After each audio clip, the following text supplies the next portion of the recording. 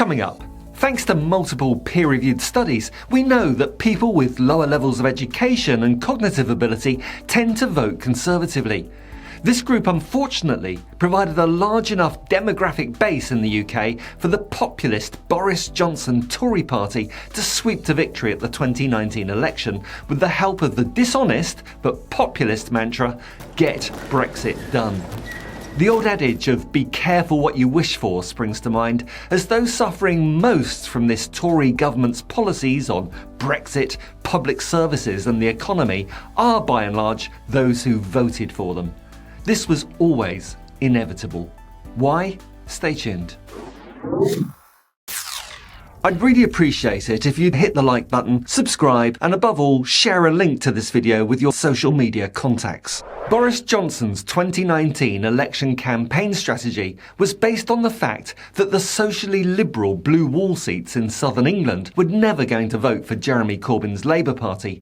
And he just needed to win more support among less well-off, less well-educated, culturally conservative and anti-immigrant voters in the English North and Midlands. The strategy also encompassed advocating the Tory wet dream of a smaller state and less government regulation of employment, food and the environment as a so-called Brexit benefit.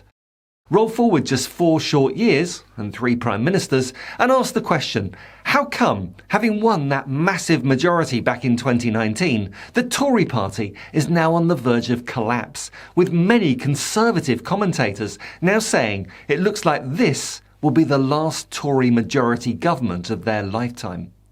I believe the answer is simple and obvious. This government was elected by voters who are among the heaviest users of public services, while the Tory party is the strongest advocate of a small state and minimal public services. The party stands against meddlesome state regulation, social support and intervention in the market. Meanwhile, many of its 2019 voters wanted something almost exactly the opposite of that. There's a massive disconnect about what this government wants to do and what the voters who helped put them there want them to do. The batshit crazy Rwanda plan and its performative cruelty was not in the Tory manifesto of 2019. It was only dreamt up as part of that Operation Big Dog, whose aim was to distract from the many failures of Boris Johnson before, during and after Partygate. And yet now, it's a policy that Rishi Sunak has made his top priority. Ahead of a cost of living emergency, an NHS facing an existential crisis, climate change and the environment, which are the real priorities of the UK electorate, according to this survey carried out by More in Common a few weeks ago. People apparently really don't care as much about immigration as the government and their media lapdogs at the Daily Mail, the Daily Express and the Daily Telegraph actually want them to. Even those people telling pollsters that they're in favour of the Rwanda policy are pretty lukewarm in their support of a policy that they're pretty doubtful would even work, and of which only 1% believe will ever see the light of day. So, despite the government's best efforts, as a wedge issue, the Rwanda policy has really not been driven up to the same level as they drove Brexit to for those few crucial weeks in 2016 either side of the referendum. The pandemic and the resulting lockdown came along at just the right time as far as the Tories were concerned, as it allowed them not only to hide most of the fallout from the disastrous Brexit they'd imposed, but also helped keep the ruptured and factionalised party relatively unified during a national emergency. But even during lockdown, the splits in the party became obvious. The five families, those bickering factions on the extreme right of the Tory party, were very anti-lockdown and were impatient to lift restrictions imposed to control the spread of the virus and to protect lives. Some of the particularly swivel-eyed members of this Faragist wing of the Tory party even regarded lockdowns as a conspiracy to deny people's freedom.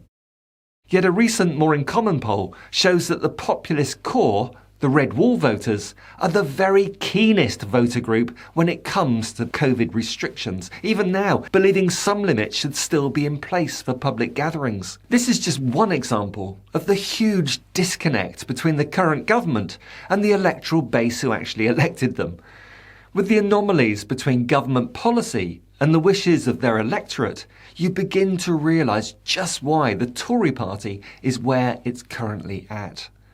Another example of a Tory contradiction. The Liz Truss government had the shelf life of a lettuce, and the most dangerous extremist in Britain, Suella Braverman, didn't even manage to survive until the end of it. The obvious reason she was fired as Truss's Home Secretary was because Leaky Sue, as she's known throughout Westminster, was spilling the nation's top secrets to unauthorised third persons. But at the same time, the reason why Truss didn't fight to keep her, in the same way that Johnson had issued orders to circle the wagons around Braverman's ministerial code-breaking predecessor, Priti Patel, was the Truss-Braverman dispute over immigration control. Truss prioritised economic growth above everything. Braverman dreamed of traumatising migrants on the pretence of deterring asylum seekers and reducing immigration numbers. But of course, those two objectives are mutually exclusive. For sustained growth in an economy like that of the UK, with an ageing demographic, immigration is essential. And under Sunak, that contradiction hasn't gone away. As Sunak prioritises his stop the boats mantra above everything, this week saw a 0.3% shrinkage in the UK economy, with reports of yet another recession over the winter, while there's still a shortage of workers in key sectors of our economy. The contradiction between economic growth and a punitive anti-immigrant policy is a major cause of the instability we see in today's Tory party.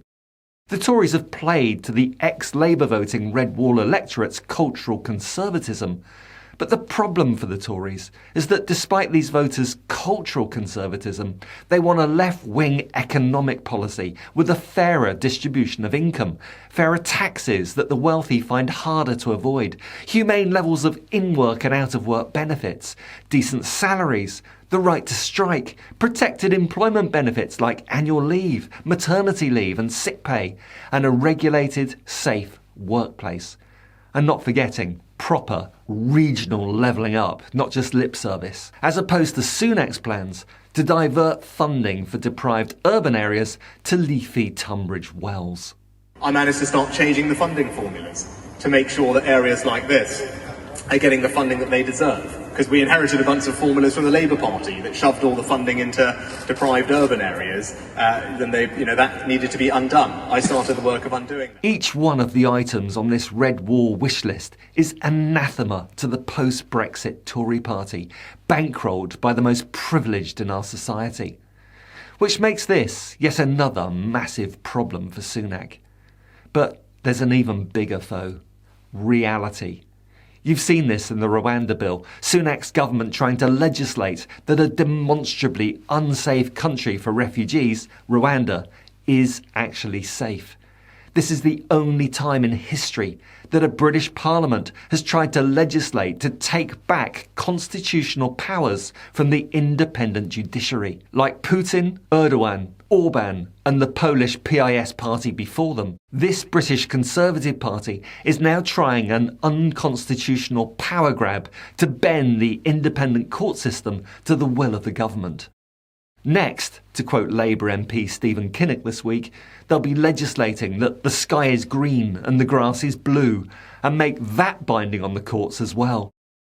Despite Sunak's best efforts, you can't make Rwanda safe by legislating that it is. You can't grow the economy by capping immigrant numbers whilst continuing with the self-imposed trade sanctions on ourselves, otherwise known as Brexit. You can't spaff billions on useless COVID PPE, test and trace apps and other vehicles to divert public funds to the private pockets of Tory donors and cronies, plus give £400 million to Rwanda for literally nothing to date, and cut taxes at the same time. Unless you're willing to triple the national debt since the end of the last Labour government, that is, which is of course exactly what the Tories have done. As Hugo Rifkind commented in The Times this week, it may be easy to demand that courts accept government interpretations and ignore international rulings, but that doesn't mean they will. It might sound good to suggest you can cut immigration without economic cost, but that doesn't mean that it will actually be costless to do it.